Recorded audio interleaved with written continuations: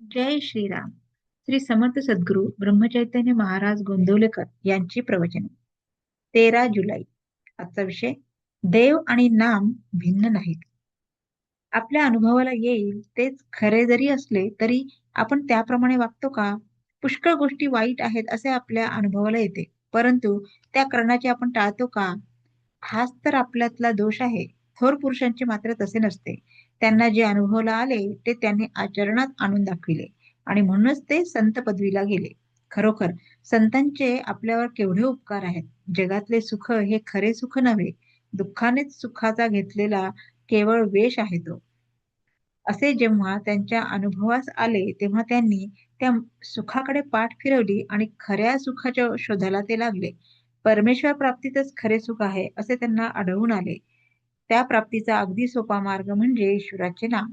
हेच वेद काळापासून तो आतापर्यंत सर्व साधू संतांनी अनुभव घेऊन सांगितले आहे. सद्गुरूंकडून मिळालेले ईश्वराचे नाम प्रेमाने, भक्तीने आणि एकाग्रतेने घेतले तर परमेश्वर आपल्याजवळ येऊन उभा राहतो, असा सर्व संतांनी आपला अनुभव कंठरवाने सांगितला आहे. आपण तसे नाम घेतो का? नामाकरिता नाम आपण घेतो का? का मनात काही इच्छा, वासना ठेवून घेतो? कोणतीही वृत्ती मनात उठू न देता जर नामस्मरण केले तर देव काही लांब नाही.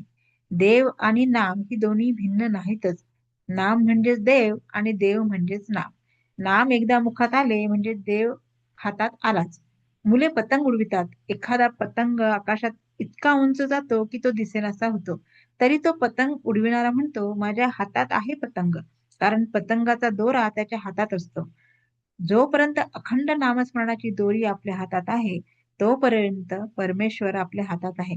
ती दोरी सुटली की परमेश्वर सुटला. आपल्या नामस्मरणाला एका गोष्टीची अत्यंत जरुरी आहे.